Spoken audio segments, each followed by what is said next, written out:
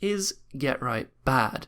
Of course not. No one who has been that good at something could ever be bad at it. Unless we're talking about his personality, but even then, he's clearly a babe. But I need a title for this video, and is GeT_RiGhT still good enough to compete the top tier of Counter-Strike Global Offensive?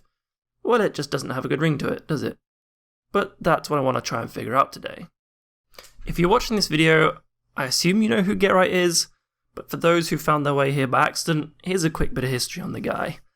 GeT_RiGhT is one of the top contenders for the title Greatest of All Time throughout the Counter-Strike franchise.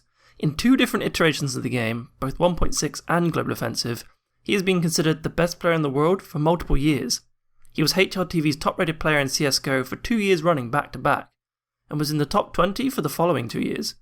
He was part of one of the longest and most impressive winning streaks in CSGO history, and he is outwardly one of the most passionate players, and still loves the game after playing it professionally for over a decade. So how could a player of this caliber now be considered bad? So bad that many people are asking for him to be removed from NIP, and others straight up suggesting he should retire. Well, the answer is simply, his stats are bad. Really quite bad. But stats just don't tell you the full story of a player's performance. There are so many reasons why a good player can have bad stats, and why a bad player can get good stats. It simply does not tell you how the game actually played out. And then there's the question of, is a player having bad stats because his team is losing? Or is his team losing because he has bad stats? The most conclusive way to do this would be to download every replay from Premier tournaments on a particular map. Back from when he was still good, up until now. Then analyse those replays and figure out what has changed since then. But that's just way too much work. For the sake of my sanity and the length of this video, I'll keep it much more simple. I'm going to go over his highest rated and lowest rated replays from his most recent Premier LAN tournament, then compare them and try and see why he performed so well in one, but so badly in the other. Then at the end, I'll jump to some kind of half-baked conclusion and call it a day. So let's get on with it. Firstly, we're going to compare CT rounds on both replays. And it's worth mentioning that I'm only focusing on gun rounds, not eco or pistol rounds. The biggest thing of note is just how many times GeT_RiGhT is forced to play retake or save against Astralis, but how many times he's able to hold his own bomb site against Heroic. In the Astralis game, he was only able to hold his position in 4 gun rounds out of an entire half. The rest he was forced to play retake in disadvantageous situations or save. And on almost all of those occasions, he was punished by great play by Astralis or sloppy play on his own part. Of the few CT rounds he was able to get involved in, he did okay for himself, getting a few important kills when they mattered. Apart from this round featuring a glorious kill by dupreeh, but I mean come on, what the hell do you do against that? Then, when you look at the Heroic game, it's such a different story. Despite having less CT rounds because it was the second half, GeT_RiGhT still got to defend his position 8 times. Most of these he was able to get a kill or 2 before getting traded. And then there was this big 4K. In a good position here, drops down. Lekr0 doesn't actually get the information, and that might cost them the round, in fact. GeT_RiGhT has to deliver here. First kill comes in. Can his low HP players in front of him bomb down in the pits, and it's just S-Tag who might be able to get his first kill, but GeT_RiGhT, lovely round from him. Yeah, 4 kills for him, so... Whereas against Astralis, he was constantly forced out of position into unfavourable engagements and regularly being caught with his pants down. But all of this doesn't really tell us much, other than Astralis have a better T side on Inferno, which, you know, is something we'd come to expect considering they're the much better team. So I think we're going to have to look at GeT_RiGhT's T side to get some answers and to get a better understanding of how he plays differently between these 2 games. When it comes to GeT_RiGhT's T side, there's 2 rounds I want to show as examples. It seems as though his T side game plan is to take apps control by himself and essentially punish the enemy team for making mistakes. But Astralis just don't make these mistakes. He's not able to get any damage done.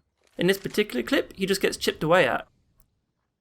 You can see here he's just taking his usual route, peeking the regular angles, but he's already down to half health and he's not yet had the chance to even take a duel. Now, this stays the same for most of the round.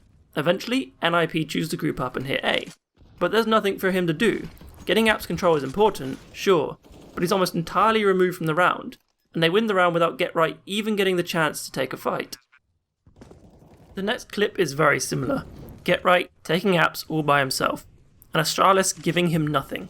He doesn't take any damage here, so he gets control of apps for free, but he's not able to take any fights or duels. He pushes the smoke just after the Molotov fade to try catch someone off, but there's no one there. Again, he sits in apps for a while, waiting to punish any reaggression, but it never comes. Eventually, NIP go for a B hit, but it's such a long rotate for the apps player, by the time he gets to banana, plays have already been made, and NIP find themselves in a very bad position.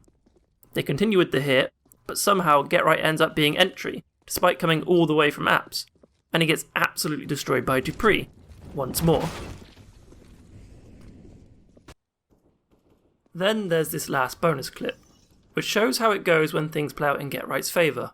Unfortunately though, it's already a lost round again, and the match point. Device pushes into Boiler and misses a tough shot, and GetRight capitalises, but he very quickly finds himself in a 1v3.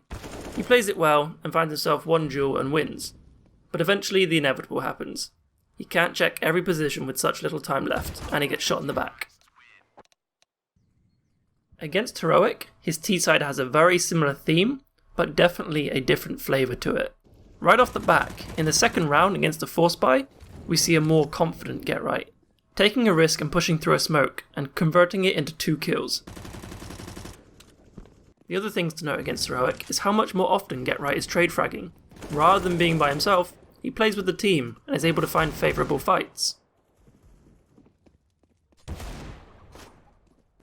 Heroic also give him more opportunities to take fights in apps, where he seems to be most comfortable. Although, even still, when he's there all by himself, they quickly find a way to punish his predictable play. While all these things individually might be small differences in how he plays out his rounds, the overall result is huge. Against Astralis, GetRight gave a measly 36.4 ADR, with only 8 kills and a rating of 0.58, but against Heroic, he dropped an impressive 90 ADR, with 24 kills, a rating of 1.33, and a huge KAST rating of nearly 81%. So, what does all of this tell us? What can we conclude from this? Is GetRight bad? Well, no, obviously. Can he still compete at the top level? Yes, I think. Look, a lot of this is just going to be opinion. There's so many variables in Team CS that it's impossible to state any real facts. But from what I've seen, GetRight can show that he still has the pieces he needs to be considered a top player. But something needs to change. Watching him play against the best teams looks so uninspired. It looks like he's on autopilot. I mean, can you blame him? He's been jumping into apps for over 10 years on 3 different versions of the map. But he's playing a style that just doesn't pay off anymore. And most importantly, it looks like he's still trying to fit the boots of a star player. And I just don't think he is anymore. He's lost that killer instinct. He's just going through the routines. The passion might still be there, but on its own, that is not enough. I think if GetRight wants to display his true skill, there needs to be change. A simple one would be simply changing up his position and role. Make him a trade fragger, team him up with a confident entry, and let him play off his team more, rather than constantly being outside of the round all on his own, then being left in a position where there's either nothing left to do, or everything left to do. Failing that, maybe leaving NIP wouldn't be such a bad move for him.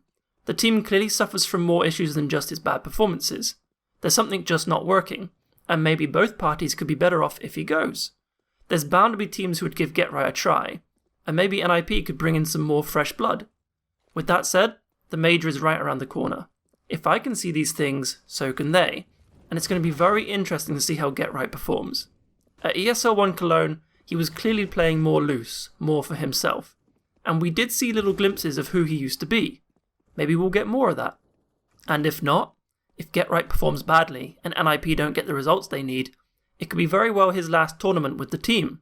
And if that does happen, I think there's some very interesting things that might come from it. But I think no matter what happens, most of us are going to be rooting for him. He's a legend in this game, and I would love to see him still compete at the top. So that's it for this video. If you liked it and want to see something similar on other players, maybe why someone performs so well, or badly, let me know in the comments. But that's all for now. Thanks for watching, and see you next time.